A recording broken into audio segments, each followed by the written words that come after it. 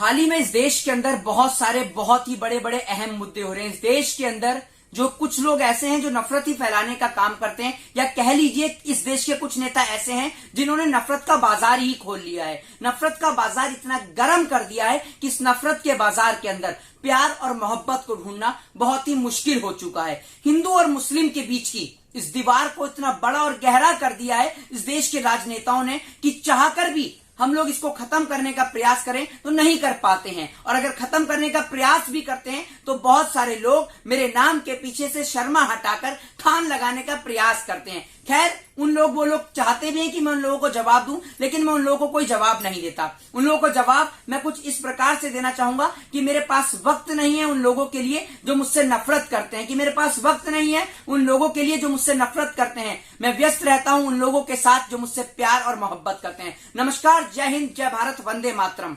इस देश के अंदर पूरे देश के नाम पर वोट मांगा गया, पूरे देश में जगह जगह जाकर गुजरात के नाम पर वोट मांगा गया और गुजरात मॉडल के कसीदे पढ़े गए, या फिर कह लीजिए गुजरात मॉडल की तारीफें पढ़ी गई और कहा गया कि गुजरात जो है वो स्मार्ट सिटी के दायरे में आता है।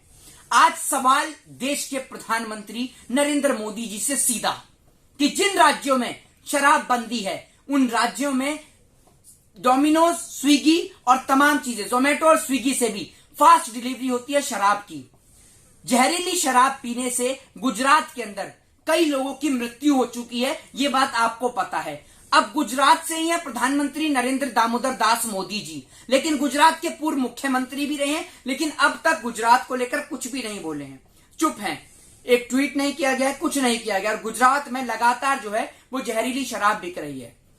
गुजरात हो, बिहार हो, जहां जहां शराब बंद है वहां पर जहरीली शराब पीकर लोगों को मारने का काम किया जा रहा है। इस देश के अंदर शराब की आड़ में देश के नौजवान को बर्बाद किया जा रहा है, और हिंदू और मुस्लिम के नाम पर देश में दंगे फैलाने से देश के नौजवानों की जो मूलभूत आवश्यकता है, शिक्षा, स्वास्थ्य और बेरोजगारी, उनसे लोगों का ध्यान भटकाया जा रहा है। देश का सबसे बड़ा अहम मुद्दा आज का यह है कि देश के अंदर आप सभी लोगों को पता होगा कि विपक्ष के कुछ नेताओं ने इस देश के अंदर बहुत सारे मुद्दे उठाने का प्रयास किया। वो मुद्दे थे जीएसटी के ऊपर, महंगाई के ऊपर बात करने का, बहस करने का। बहुत सारे सांसदों को, चाहे वो राज्यसभा के हों चाहे वो लोकसभा के हों, इन सांसदों को निलंबित कर दिया गया। कुछ समय के लिए उनको संसद में जाने से रोक दिया गया है।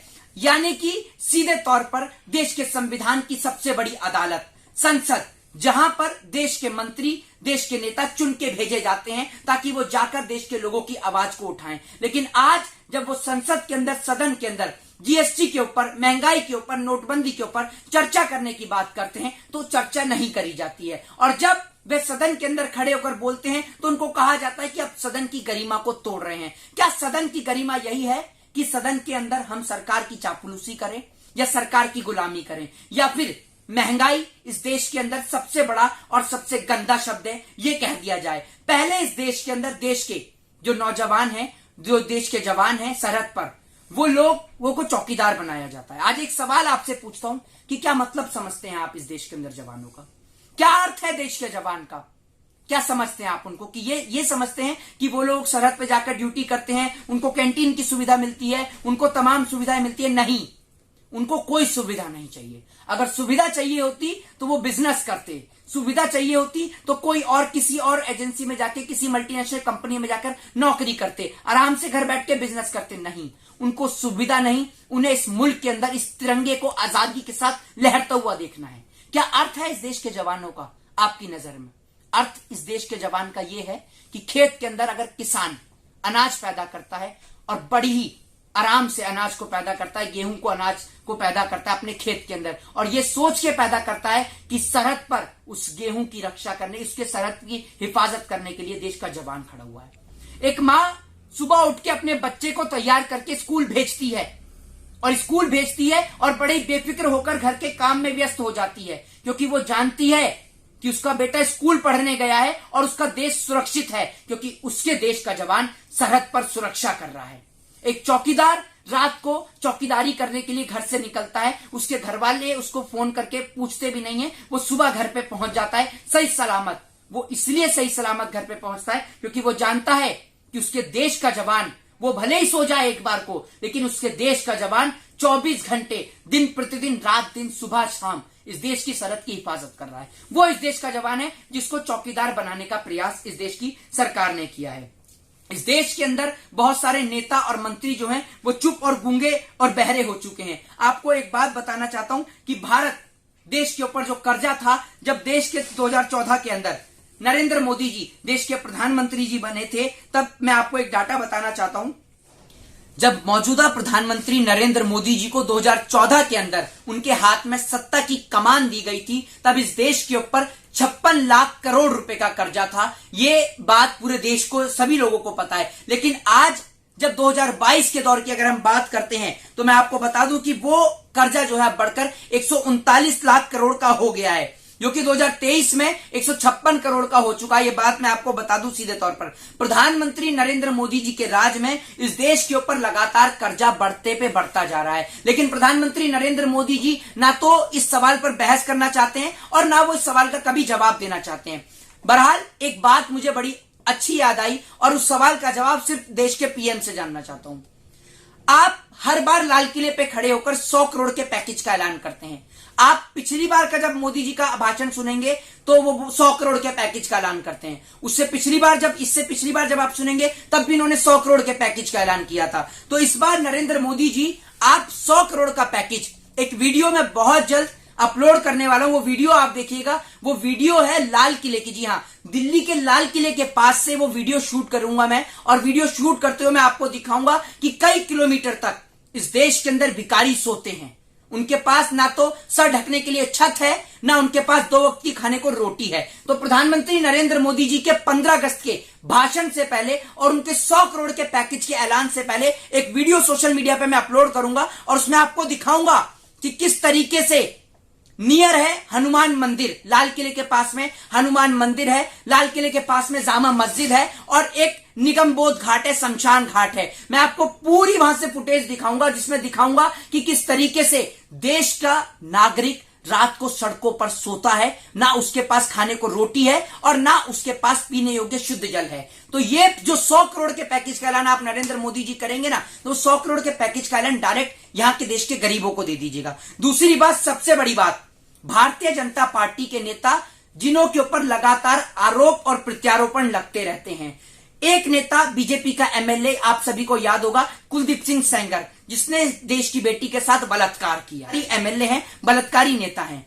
अब उन्हीं की पार्टी के एक नेता हैं मेघालय से, बीजेपी के नेता, उनके फार्म हाउस में देह व्यापार का जो है वो धंधा पकड़ा गया। देह व्यापार के मामले में जो है 6 नाबालिग लड़कियों को छुड़ाया गया है और इसमें 72 से ज्यादा लोगों को गिरफ्तार किया गया। ये बात मैं आपको बता दूं, ये मेघालय की घटना है, जहां पर मेघालय में बीजेपी के नेता के फार्म हाउस पर देह व्यापार चल रहा था। वहां जब पुलिस की छापेमारी हुई तो 6 नाबालिग लड़कियों को छुड़ाया गया और 72 लोगों को गिरफ्तार पुलिस ने किया है। इस देश के अंदर अगर आप बात करें महिलाओं की असुरक्षाता की, तो आपको बता दूं कि बीजेपी के नेताओं से ही आपको अपनी बहन बेटियों को बचाने की जरूरत है। दूसरी बात, एक सबसे बड़ा डाटा आप लोगों के पास देना चाहता हूं कि कस्टडियल डेथ, जो कस्टडी में जो डेथ होती है, पुलिस कस्टडी में जो डेथ होती है, उस मामले में एक डाटा सामने आया है जो मैं आपको बताना चाहता हूं। उस डेथ के अंदर सबसे ज्यादा टॉप नंबर 1 पर कस्टडी डेथ के अंदर जो है वो टॉप नंबर पर 2021 और 22 का डेटा मैं आपको दे रहा हूं।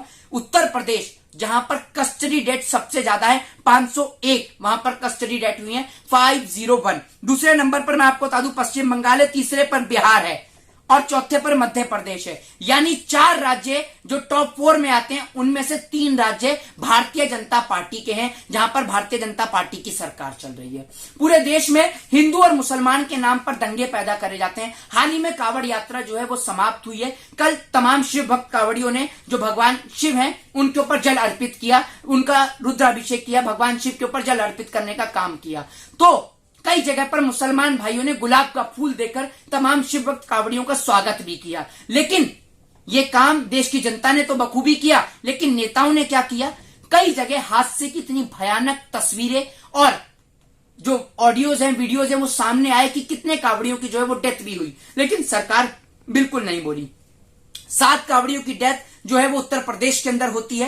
वहां पर आपने देखा किस तरीके से रोड हादसे में 7 कावड़ियों की डेथ हो जाती है। वहीं मध्य प्रदेश के अंदर भी डेथ होती है और वो लोग मध्य प्रदेश के रहने वाले थे, लेकिन सरकार कुछ नहीं बोलती है। तो एक बात आप लोगों को समझनी होगी कि जब आपके बच्चे घर से कावड़ लेकर निकलते हैं तो उनके ऊपर पुष्प वर्षा करी जाती है, और वही बच्चे जब रोजगार मांगने के लिए सड़कों पर निकलते हैं तो उन पर लटकी वर्षा करी जाती है। हम शिव जी को जल अभिषेक करते हैं, बिल्कुल करते हैं, और वो हम लगातार करते रहेंगे। लेकिन सरकार इन बच्चों को ऊपर अगर जिस तरीके से हम कावड़ यात्रा लेकर जाते हैं तो हम पे पुष्प वर्षा करती है, तो जब हम रोजगार मांगने जाएं तो हम पे लटकी वर्षा क्यों की जाती है? सवाल का जवाब दीजिए। दूसरी बात यह कि एक बात आप लोगों से बोलना चाहता हूं कि हिंदू और मुसलमान के बीच आकर आप अपना आपसी प्रेम और भाईचारे को क्यों समाप्त कर रहे हैं? इस देश के अंदर नफरत तो जंगली सुअर भी बांट रहे हैं, आप लोग प्यार और मोहब्बत बांटने का काम कीजिए। नमस्कार, जय हिंद, जय भारत, वंदे मातरम।